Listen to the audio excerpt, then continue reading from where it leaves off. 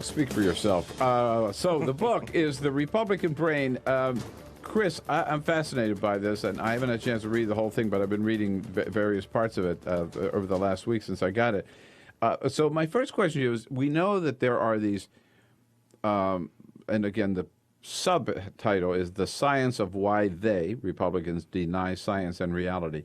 And there are a lot of Republicans, conservatives, who deny global warming. Okay, so my question is, why? Is it because they're just not intelligent? Is it because they're bought and sold by oil companies? Or is it because Obama's for it, they've got to be against it? The last is, I think, the most important. But yeah, no, it isn't about intelligence. What the data show is that the more educated you are as a conservative today, which is maybe a proxy for intelligence, or the more you're paying attention to the issues, engaged, the more you deny reality on global warming. That's the relationship between knowledge and acceptance of facts. You think it would be just the opposite, right? Right. So something else is going on here, which is why we got to try to understand the brain, the psychology of Republicans. So what else is going on here? I mean, you think conservatives there's a brain defect? Not a defect. I mean, humanity is made up of liberalism and conservatism, and this seems to be a recurring feature. Actually, there's research suggests that left and right persists across countries, and it's rooted in psychological traits. So it's very normal that we would have these kind of divides. But the traits that go along with conservatism, sometimes good in some contexts, being decisive, being loyal, being patriotic, can also lead to being fixed in your beliefs and not willing to change. They kind of go together. Liberalism, open-minded, sometimes too open-minded, always trying new things. These are psychological traits that underlie ideology. Well, I mean, that whole question about, I mean, I've always been never really sure what the best definition of a liberal is. Right. But one that I forget who said it now, said, a liberal is somebody with an open mind, open heart, open hand even. Liberals talk, always the easy hit on the street for a homeless person or something. Mm-hmm. But open mind does seem to define what a liberal is all about. And you're saying that that's almost inbred, or you're born with it? Is it sort of like you're gay or you're straight? That's the way you're born? Well, we have to be careful with that. There's research actually on the genetics of politics. I spend about 4 pages on it, but it is fascinating. It suggests that about 40% of the variance in left-right might be traceable to genes, and they do this by studying identical twins and fraternal twins, and the identical are always closer in their political outlooks when you study a large group of pairs of twins. That's how we study genetic traits, is by twin studies, and so it turns out politics is a trait that's partly genetic. Careful. But that's 40% maybe. Then there's 60% that everything else that happens in your life is being accounted for there. So, we got to be cautious. But there is some basis for thinking that politics is nature. Now the subhead of your book intrigues me. You say the science. So this is not just your theory. This is based on scientific research? Bill, I'm a science journalist and a political journalist, kind of a hybrid. And what I did was I interviewed the psychologists mainly, but also researchers who are now doing, cognitive neuroscience, genetics, physiology of politics, biology of politics. I interviewed all people working in all these fields, psychologists the most because they've done the most. And what's amazing is how much science there is on ideology, how much science there is on why we go left, why we go right, and how much we completely ignore it.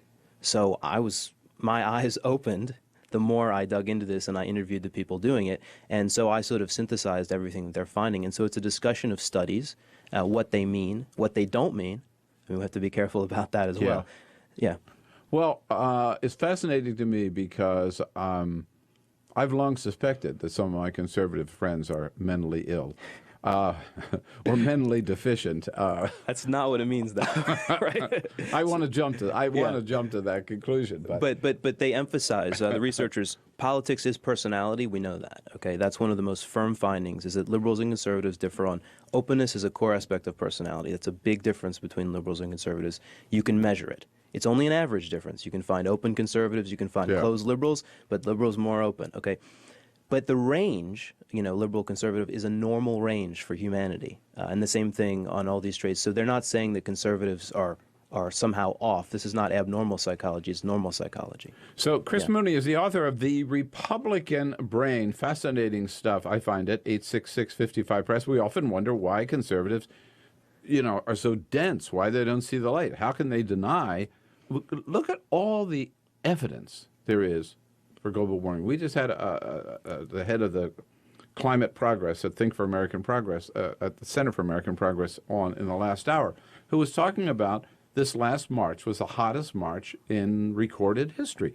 15,000 heat records broken across this country. And you look all around at the overwhelming evidence of climate change, and yet they deny the science. It's amazing. Rick Santorum, sort of with a wave of his hand, dismissed over 100 years of science. I mean, I like to emphasize the science of global warming goes back to 1859, the year that Darwin published The Origin of Species. Another scientist, John Tyndall, was figuring out the role of carbon dioxide in the atmosphere. Well, and basically, so well, it's that Darwin's simple. also the one responsible for the theory of evolution, Right. which they also deny, which is why I like to use that example. Sure. So this is interesting. Conservatives will double down and not change, and it may last 100 years, as it has with the denial of evolution. Liberals, not everything they do is rational, but if it's going to be irrational, it's going to be faddish. Right.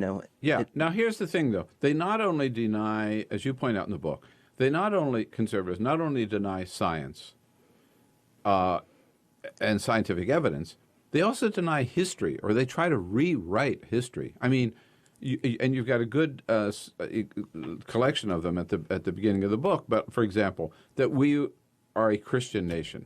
We were founded as a Christian. They keep saying that over and over again. It's just not true. I think it's as open and shut as these scientific issues. Historical issues are also based on evidence, consensus of experts, scholarship, etc. So why do they hold to that when they know they keep saying it and they know it's not true? Because they want to defend their heritage and their history. It's very, very important to conservatives to be part of something that's enduring and long. But they also want that history to align with who they currently are. So it's a bit of wishful thinking. And then, all you need is a couple of experts, quote experts, by the way, who are willing to sort of reaffirm this and dress it up with what sounds like scholarship. And that's always easy to find on every single one of these issues.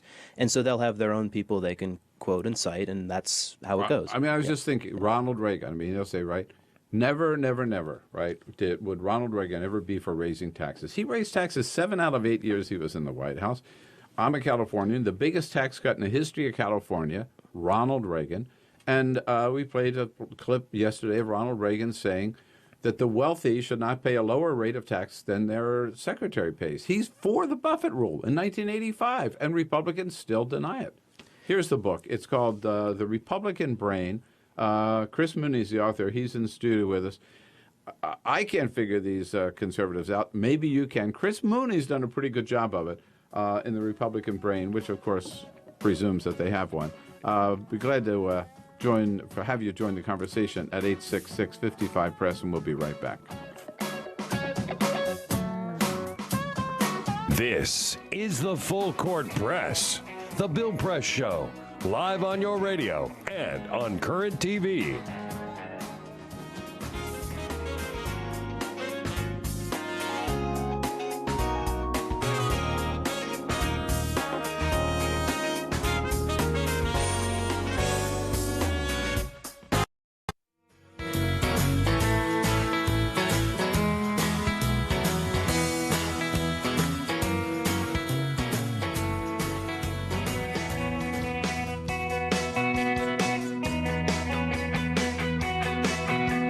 Heard around the country and seen on Current TV. This is the Bill Press Show. Ken Hall is the number 2 man with the Teamsters Union in studio with us in the next segment. Right now we're talking with Chris Mooney. His new book is The Republican Brain, how they deny the science, of why they deny science and reality. Chris, before we get to the calls here, I just want to ask you, you mentioned a site that I never heard of before, that conservatives were so concerned about people not getting the truth, right, that from Wikipedia, for example, or Google, that they put up their own conservative blog. I've got it up here now, called Conservapedia. Right. It's written by... Or they just make stuff up, or what? They seem to manage to be wrong a great deal there. And I talk about the anti-Einstein entry, the anti-theory of relativity entry. So they not only deny global warming, they deny the theory of relativity. Right, and I'm not saying that every conservative does this, but it's what's amazing about this site is that, and it has a large readership. What's amazing is the elaborate rationalization of why relativity is wrong. Thousands of words, and the guy writes equations, and he writes equations to try to disprove Einstein. It's just kind of like you just. And people believe this crap.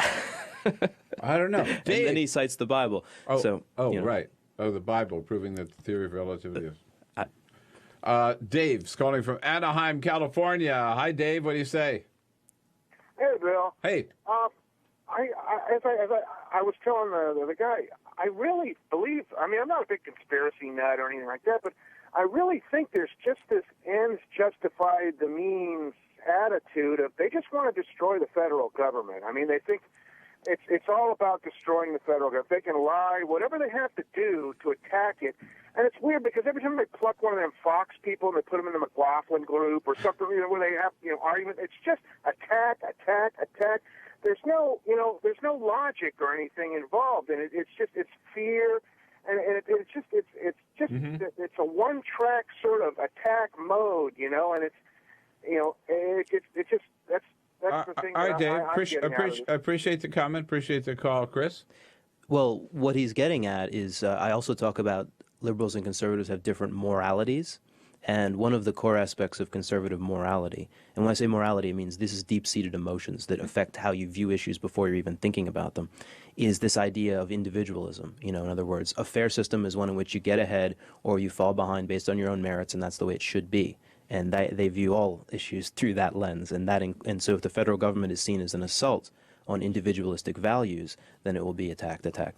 Yeah, and he's right. I mean, it's the old Grover Norquist thing. Shrink it to the size where you can drown it in the bathtub. And I hear all this talk about individualism. It's just like to talk about free market. I mean, it's totally bogus, right? There is no free market. And most of these corporations don't want a free market because they want their subsidies. It's just like these oil companies with the big subsidies, right? They're sucking at the public tit, but then they attack government. And it's like the individuals, the Tea Partiers, out there attacking the government, but don't mess with my Medicare, right? No, we couldn't really have an individualistic system of the sort that they seem to dream of.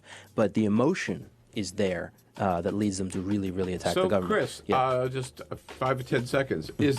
Are you saying it's just hopeless? There's no hope for all these conservatives? I'm saying that we can understand them better and reach them better if we understand that they think very differently than liberals. And so you can actually communicate better to them and the middle by being aware of this. Well, I still want to believe that they're mentally ill. I know you don't say that. I don't Chris say that. Mooney, the book is The Republican Brain. It's a really good, important read. This is The Bill Press Show.